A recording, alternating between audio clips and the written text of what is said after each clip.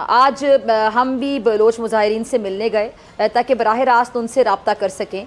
क्या आप Bloch genocide की मजम्मत करती हैं? आप फिर माओ के प्यारों के जो आपने उठाए हैं उनकी मजम्मत करिए। मैं मजम्मत करती हूँ, आप मजम्मत करते हैं। खवातीन और बच्चों पर मुश्तमिल मुजाहिरीन पर रात की तारीकी में पुलिस एक्शन।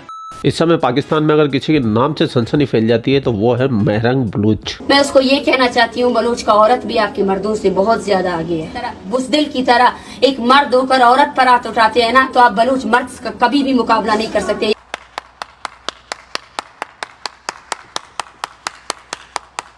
जैसा कि नाम से जाहिर है, महरन बलोच एक बलोची महिला है, बलूचिस्तान के अंदर रहती है। बलूचिस्तान के साथ में पाकिस्तान ने हमेशा दोयम दर्जे का व्यवहार किया। कहते हैं चले मान लेते हूँ, वही व्यवहार जो इन्होंने बांग्लादेशियों के साथ किया था वही इन्होंने बलूचों के साथ कर रखा है। बलूच के अंदर बहुत बड़ी क्रांति चल रही है जो हमेशा पाकिस्तान आर्मी दबाने की कोशिश करती है। सही बात है। हम इस नफरत और बुग़्ज़ को कभी नहीं भूलेंगे। हम पहले समझते थे कि सिर्फ यहाँ की इंतज़ामिया और हमारे लिए नफ़रत और बुग़्ज़ रखती है। हमें अंदाज़ा नहीं था कि इस्लामाबाद में सहाफ़त जैसे मुक़द्दस पेशे से ताल्लुक़ रखने वाले लोग भी बलोचों के लिए इस कदर नफरत रखते हैं। उनमें से एक सबसे बड़ा नाम है BLA, जिसका नाम सुन के पाकिस्तान के आर्मी चीफ की टांगें थर थर थर थर थर कांपने लगती है। और उसी के आड़ में पाकिस्तान कई दशकों से पाकिस्तान के जो बलूची लीडर होते हैं, जो भी थोड़ा सा पढ़ा लिखा होता है, थोड़ा समझदार होता है, थोड़ी सी आवाज ऊंची करता है, चाहे वो BLA से कनेक्टेड हो या ना हो, उनको पाकिस्तानी आर्मी गायब करवा देती है। वो मिलते ही नहीं है 8-8, 10-10 साल से। हजारों लोग अभी तक लापता है, जिनका कोई पता नहीं है कि वो जिंदा है, मर गए, कहाँ फूंक दिया उनको, कहाँ ले जाके गाड़ दिया, समंदर में डाल दिया, नदी में डाल दिया, नाले में डाल दिया या दफना दिया, कोई किसी को पता नहीं। उनके परिवार वाले आज तक सिर्फ यही जानने की कोशिश में लगे हुए हैं, अगर आपने मार दिया है तो हमें ये बता दीजिए वो कहाँ मारा है। जो भी इनका नवाजे जनाजा होता है वो पढ़ लेंगे जाके। लेकिन पाकिस्तानी आर्मी तो ढीठ आदमी है, वो काय को बताएगी। हम इस रवैये और इस नफरत को ज़िंदगी भर याद रखेंगे और बलूचिस्तान में वापस जाकर अपने लोगों को आपकी नफरत और रवैये से आगाह करेंगे। और एक बात, हमें इस बात की बिल्कुल भी अफसोस नहीं हो रही है कि आप लोग बलोचों के साथ किस तरह की नफरत के साथ पेश आ रहे हो और किस कदर बुग़्ज़ रखते हो, बल्कि हमें खुशी हो रही है कि आप लोगों अपने हकीकी चेहरा दुनिया को दिखा रहे हो और दुनिया आपकी असलियत से वाकिफ़ हो रही है। आखिर में हम वाज़ेह ऐलान करते हैं कि इस्लामाबाद में मौजूद मुखलिस और हकीकी मायनों में सहाफ़ियों के अलावा बलोचों से नफरत रखने वाले सहाफ़ी और रियासती एजेंट नुमा सहाफ़ी हमारे एहतजाज में आने की ज़हमत ना करें। Thank you. अब महरंग बलोच लगभग 5-6 दिन से इस्लामाबाद में धरना देके बैठी है और उसके साथ बहुत सारे लोग बलूचिस्तान से इस्लामाबाद में आ गए और ये बड़ी शांति से बैठे हुए हैं। लेकिन इनके ऊपर तसद्दुद किया जा रहा है, इन पे जुल्म किए जा रहे हैं, इन पे अत्याचार किए जा रहे हैं, इन पे वाटर कैनन छोड़ा जा रहा है, इनको भगाने की कोशिश की गई, इनको लाठियों से मारा पीटा, लेकिन फिर भी जस के तस ये बैठे रहे। खवातीन और बच्चों पर मुश्तमिल मुजाहिरीन पर रात की तारीकी में पुलिस एक्शन। वाटर कैनन और आंसू गैस इस्तेमाल करने और उन्हें गिरफ्तार करने के बाद सोशल मीडिया पर तनकीद और एहतजाज के पेश नजर हुकूमत मुजाहिरीन से मुज़ाकरात करने पर मजबूर हुई। ऐसे में पाकिस्तान की नंबर 1 रिपोर्टर झूठी और मक्कार मियां खलीफा की छोटी बहन फिजा खलीफा भी इसका इंटरव्यू लेने चली गई। आज हम भी बलोच मुजाहिरीन से मिलने गए ताकि बराह रास्त उनसे रब्ता कर सकें और इसने फिजा खलीफा के मुंह सुजा दिया। लेकिन मुजाहिरीन हमारे साथ जिस तरह पेश आए वो उनके पुरअमन होने की कलई खोलने के लिए काफ़ी है। और मुंह कैसे सुझाया वो पूरा इंटरव्यू आपका भाई आपको दिखाएगा। स्ट्राइक लगती है तो लग जाए। और उसके बाद क्या हुआ ये सब देखिएगा। तो ये जो रैली जिनकी क़यादत में आई डॉक्टर महरंग बलोच, वो इस वक्त मेरे साथ मौजूद हैं। अस्सलाम वालेकुम डॉक्टर साहब। वालेकुम सलाम। अच्छा, सबसे पहले तो ये जो आपकी रैली है जिसकी आप क़यादत कर रही हैं, आप एहतजाज की शक्ल में यहाँ पे बैठे हुए हैं, इसका मकसद क्या है? इसका मकसद ये है कि बलूच नस्ल कुशी बंद की जाए, जो एक्स्ट्रा जुडिशल किलिंग्स है उसको बंद किया जाए और जो बलूच लापता अफराद है उनको अदालतों में पेश किया जाए, उनको रिहा किया जाए। ठीक है, अभी जो बलाच के मामले के बाद आपने इस तहरीक को बाकायदा इसका आगाज़ किया और आपने कहा कि यहाँ से भी तहरीक चली है और उस हवाले से जो उनके जो लवाहिकीन हैं उनके जो मुतालिबा था पहले कुछ और था, अब मुतालिबा कुछ और है। पहले सिर्फ वो मुकदमे का इंदराज चाहते थे और अब वो TT के खिलाफ मुकदमे का इंदराज चाहते थे। अब वो जो मुतालिबा तब्दील हो गया कि जी में मुतालिबा चला गया। इस पर बड़े सवाल उठाए जा रहे हैं कि मुतालिबा अचानक से तब्दील कैसे हुआ, किसके कहने पर हुआ, आपका इस पर क्या मौक़िफ़ है? देखिए, ये किसी के कहने पर तब्दील नहीं हुआ है। इस तहरीक को बलोच यकजहती कमेटी पहले दिन से लीड कर रही थी। हमने CTT के जो गैर कानूनी जो लोगों को मारना है उसके ख़िलाफ़ पहले भी तहरीकें चलाई है। 2022 में 10 लोगों को ज़ियारत में जो है ना मसख़शुदा लाशें फेंकी गई। वो सारे लापता अफराद के लवाहिकीन थे, जिनमें से 3 के केसेस पाकिस्तान के कमीशन में चल रही थी, अदालतों में उनके केसेस जा रहे थे। शहजाद बलोच जो कलात का रहने वाला था तो उसके बाद भी जो है ना हमें एश्योरिटी दी गई, वफाकी जो वज़ीर कानून है उनकी टीम आई, उन्होंने कहा एक्स्ट्रा जुडिशल किलिंग्स को बंद करेंगे, हम FIR करेंगे, लेकिन उन FIRs का कोई भी वो नहीं आया, ठीक है ना। तो जब एक अदारा अब FIR करके हमें ये कहा जाता है कि आप जिन लोगों ने उसको मारा है हमने उसके ख़िलाफ़ FIR किया है, मेरा सवाल ये है कि हम फ़र्द को क्यों पकड़े, ठीक है ना। जिस निज़ाम ने उसको ये कहा, जाहिर सी बात है CTT के किसी बंदे का जो है ना बालाच के साथ कोई ज़ाती दुश्मनी तो नहीं थी, ये किसका फ़ैसला था, ये किसकी ज़िम्मेदारी थी बुनियादी तौर पर।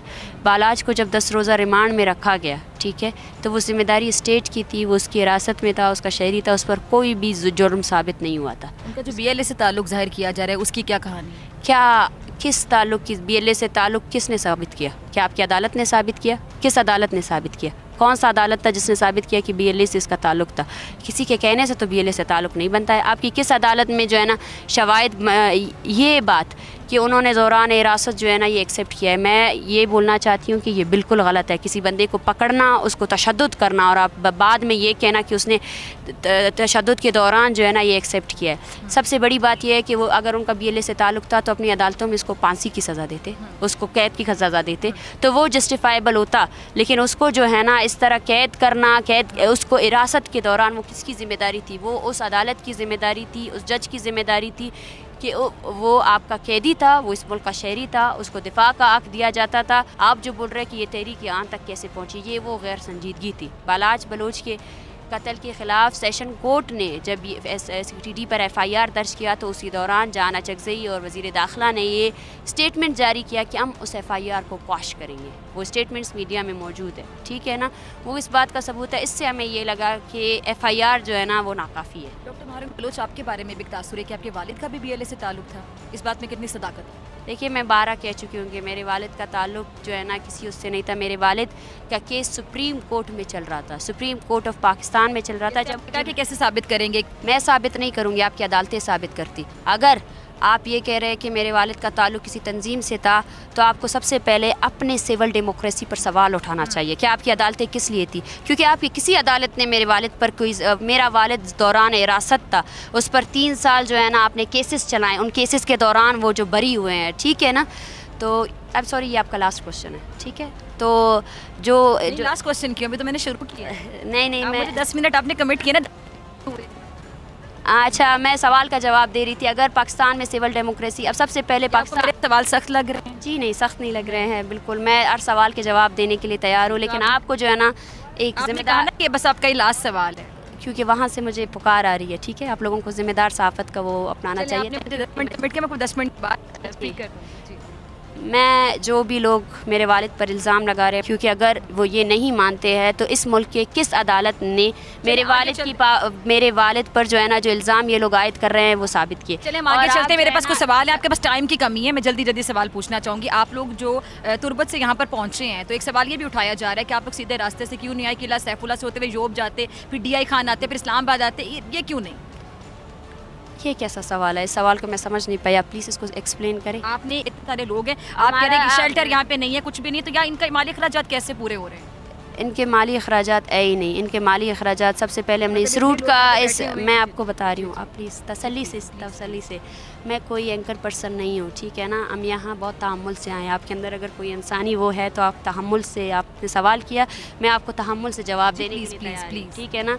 ज़िम्मेदार सहाफ़ी की तरह आप बात सुने, ठीक है ना। अगर आप किसी के कहने पर आए हैं तो मैं उनको भी बोल रही हूँ। इस तरह कैसे कह सकती हैं? आपने तो आपसे बहुत आराम से बात, तसल्ली से बात सुने मेरी, ठीक है ना, तसल्ली से बात करें। मैं ये जो आप लोगों की माशाल्लाह से जो मीडिया है जिसमें जो है ना एक दूसरे के कपड़े नोचे जाते हैं और जिस तरह बात की जाती है ना, वो लोग है ही नहीं, हम अलग लोग हैं, ठीक है ना। हम जबर के मारे हुए लोग हैं, हम तहम्मुल रखते हैं, तो तहम्मुल से हमसे बात किया करें, ठीक है।